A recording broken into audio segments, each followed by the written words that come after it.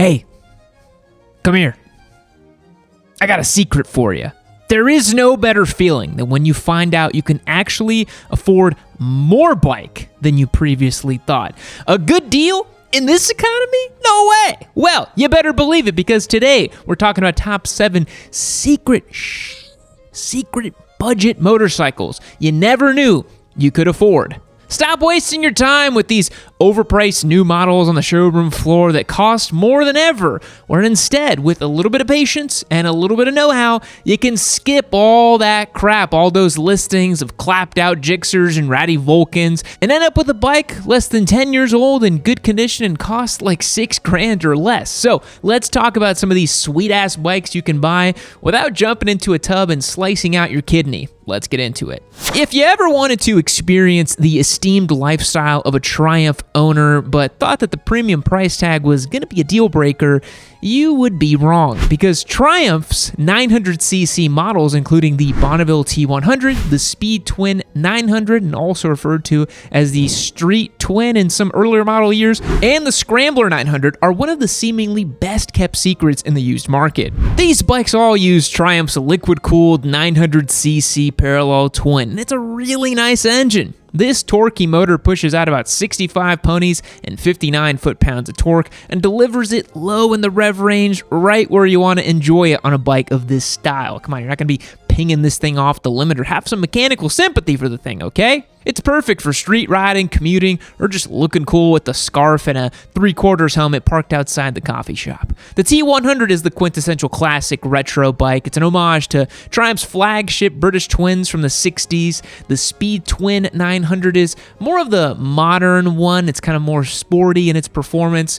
And the Scrambler 900 has a little bit longer suspension travel, high pipes, and knobby tires, so you can pretend like you could go off-road or just look a little more rugged if you really wanted to. But let's be honest, newsflash, you're not going to seriously off-road this thing. It certainly looks like it could, though, which is kind of the whole thing. These bikes have a ton of appeal. Have you ever heard of anyone disliking a Triumph? Me neither. These modern classics are unbothered, moisturized, and in their lane, focused and thriving. Triumph has sold a ton of them, and the owners usually treat them pretty well. I recently did an episode of It Came From Facebook, and it was all Triumph listings, and the Bonnevilles look really good. It made me think, you should just never buy a new one. It doesn't make any sense. The Triumph Modern Classic owner is definitely a sensible breed who can be trusted to maintain their machines.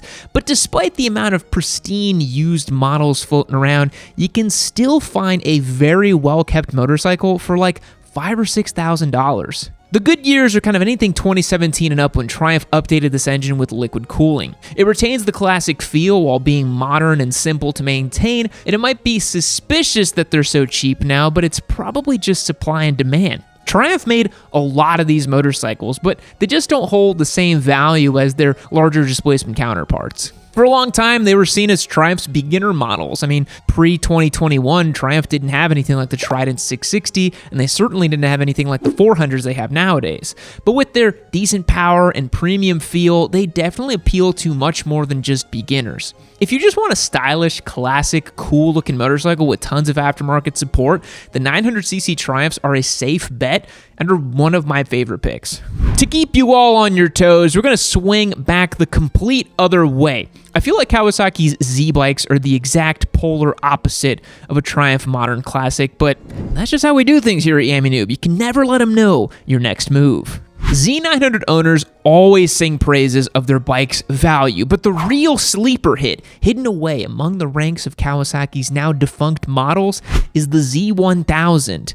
Come on, if you know, you know. This bike uses a 1043cc inline 4, good for about 136 ponies and 81 foot-pounds of torgos. This power plant's based on the ZX-10R engine and then modified and retuned for a versatile street bike. Gee, it sounds like Kawasaki's been doing that a really long time with their inline 4s. They took that engine and then stuffed it into a naked bike chassis, so you get the fun, high-revving screaming of inline 4 without the back-breaking superbike ergonomics. It's aggressive, peppy, and comes with Kawasaki's signature and, dare I say, polarizing Segomi styling. And these bikes are dirt cheap, likely because it lived in the shadows of the ZX-10R during its production run and before being supplanted by the Z900. And fun fact, the reason we got the Z900 is because they had the Z1000 and the Z800, and they just split the difference and just made the 900. So there you go. The best model year to stay on the lookout for is anything after the 2014 update when it got more power, braking, and suspension upgrades. You can often find them for less than $6,000 with low miles.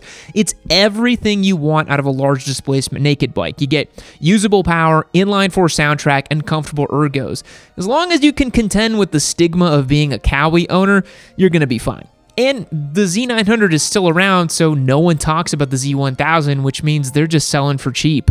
The Suzuki Bandit is one of those bikes that was never really at the forefront of the industry, but just quietly soldiered on for literally decades. You can often find some 600 or 650 models as hidden gems on the used market. The 600 model was a simple air-cooled inline-4, while the 650 model received liquid cooling while maintaining the bulletproof design. Each bike is good for around 70 or 75 horsepower and 40-ish foot-pounds of torque. The Bandit is a great example of those classic old-school Swiss Army knife Japanese bike before the market got bogged down with fancy categories and buzzwords. You can think of this as just like a really reliable and robust UJM machine. And I mean, 70 horsepower, that's not too crazy, but you still get inline-4 noises. It was just good enough at everything without being too specialized or polarizing. But there is definitely a caveat when it comes to buying old Japanese bikes like this. They were often purchased by a more, let's say, budget-oriented rider, which is a nice way of saying that they were owned by a rider that is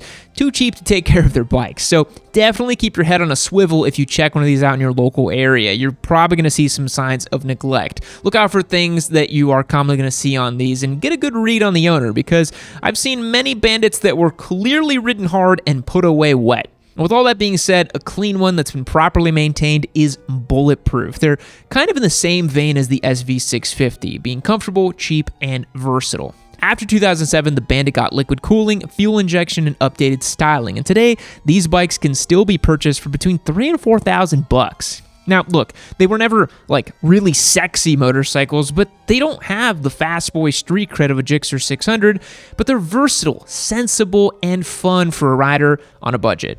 Parting is such sweet sorrow, but that's what I must do with this Yamaha R9. October 3rd is the very last day you have to get entered to win this machine, so make sure you click the link down below and become a member, sign up, and get your chances locked and loaded to win this Yamaha R9. This is a sweet bike. It's gonna go to someone I know is gonna love it very much and use it for its highest and best use, which maybe doing dank wheelies with it. October 3rd, make sure you got your chances locked and loaded. Don't miss out. All right, listen, Ducati and budget are two words that don't really belong in the same sentence, but the Scrambler lineup is the one exception in Ducati lore. The Scrambler 800 especially is a very affordable bike to buy used. These bikes use Ducati's classic air-cooled 2-valve Desmo L-twin, making around 73 horsepower and 50 foot-pounds of torque. It's a classic Ducati motor, simple by their standards and built to deliver broad usable torque. So why is it so cheap? Isn't it a Ducati? Well, for starters, it's not a real Ducati, and it does pain me to say that as a former desert sled owner. Dropping that truth bomb here for you. I don't own one anymore. Every devout Ducatisti is going to be quick to let you know that even Ducati themselves hints at this delineation, diverting you to an entirely different website to browse their Scrambler offerings while keeping them in a separate, segregated section of the showroom floors. I mean, yeah, it kind of feels like Ducati's doing the whole separate but equal thing on their showroom floors, and you can see who the second-class citizen is. It's the Scramblers. Used models are also cheap because Ducati made a ton of them. They wanted the Scrambler to be the entry point to the Ducati brand, and it worked. I feel like in the mid-2010s, everyone and their dog bought one. I mean, myself included. But because they were kind of seen as like proto-hipster bike, a lot of riders have moved on, grown up, and finally retired their wide brim hats and had their mustache finger tattoos removed. As a result, the used market is flooded with clean examples. What's more, Ducati service intervals can scare buyers away with valve clearance checks from the dreaded Desmo service due every 7,500 miles and belts at 15,000. But that doesn't have to be a deal breaker. Think of this daunting service as more of a negotiation tactic. If you find a Scrambler that's due for service, you can use that to knock the price down and then either do it yourself or just budget in for the dealer. Right now, you can find 2017 to 2019 Scrambler Icon or Scrambler bikes for $5,000 or $6,000 with low miles. They're fun, classic, and they make cool sounds. They're not the fastest, they're not the most comfortable for long hauls, but they are absolutely charming, and I had a ton of fun owning mine for 6 years and 17,000 miles. I've talked about the FZ1 before, often finding clean examples during our It Came From Facebook series, but it definitely deserves a place on today's video. Do you want leader bike engine without leader bike discomfort, let alone leader bike insurance premiums? Look no further. The FZ1 runs a 998cc inline-4 derived from the R1, making 150 horsepower and 78 foot-pounds of torque. But because it's packaged in a tame, naked bike chassis, it's much more comfortable than a true blue sport bike. Plus, unlike fully fared R1s that are often dropped, wrecked, or abused, FZ1s are usually owned by older, responsible adults, and as a result, are almost always in great condition when you find them used. They were produced until 2015 and can be found between $4,000 and $6,000 based on mileage. It's a bike you can really do a lot with. You can tear up some twisty roads, tour, commute. You can just do it all. So you might say, yeah, if it's so good, why is it so cheap? Well, because it comes across as lame, certainly. It's a dad bike, and it was overshadowed by the R1 and then the new MT10 and maybe even the Tracer 9 to some degree. But it's a really cool sleeper motorcycle that can provide you with a ton of fun without having you spend a ton of money. And dude, 150 ponies? The thing rips. Okay, if we're talking about underrated used bikes, the Honda VFR 800 just has to be on the list, right? I mean, come on, it's just an absolute legend. The VFR uses Honda's beautiful, wonderful, spectacular V4 engine, famous for its smooth and usable power and willingness to rack up insane mileage without any issue. They make about 105 horsepower and a silky smooth 50 foot-pounds of torque and produce an exhaust note that sounds like half of a supercar. That sentence doesn't make a lot of sense. What the hell's half of a supercar? I don't know. It sounds awesome. That's what I mean. I'll leave it at that. VFRs are also damn near indestructible. With proper care, I've seen several hitting 100,000 miles without breaking a sweat.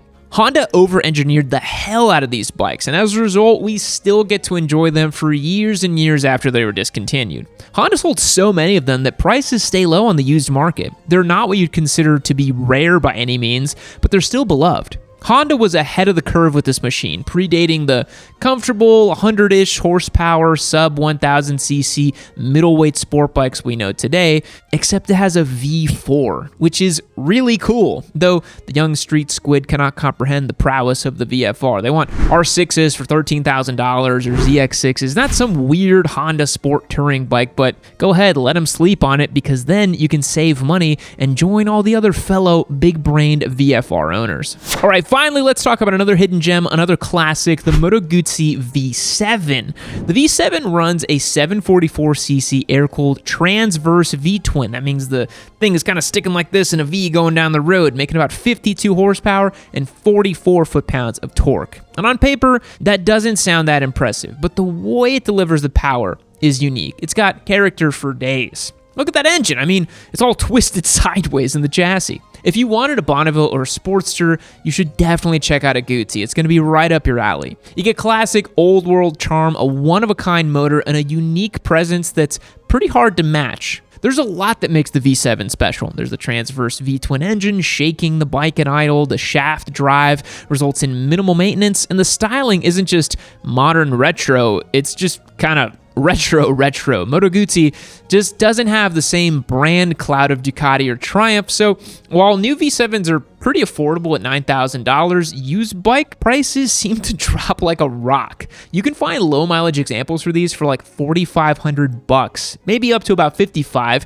even without trying. But they're a lower production number Italian OEM after all, so it's best to err on the side of caution and shop around for models from the last decade. So 2015 and on, they got better fueling, the build quality got a big push into modernity, and they're cheap because unless you're really in the know, you probably don't even know what a Moto Guzzi is. You'd probably think it was some type of cheese you'd eat with crackers and fig jam or something at the local gastropub. But the V7 is a really cool bike, and Moto Guzzis are known for being simple and easy to maintain. So don't get a Sportster, don't get a Bonneville, get a Guzzi.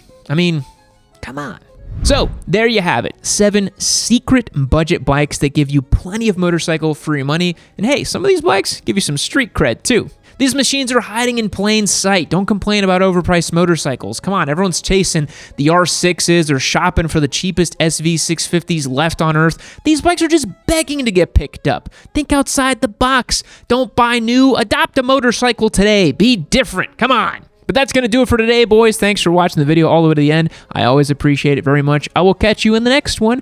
Thanks a lot. Fact: banks have therapists known as wealth psychologists who can help ultra-rich clients who are unable to mentally cope with their immense wealth. I think I'm missing several zeros on my bank statements to even know what that would be like to talk to someone like that. Goodbye.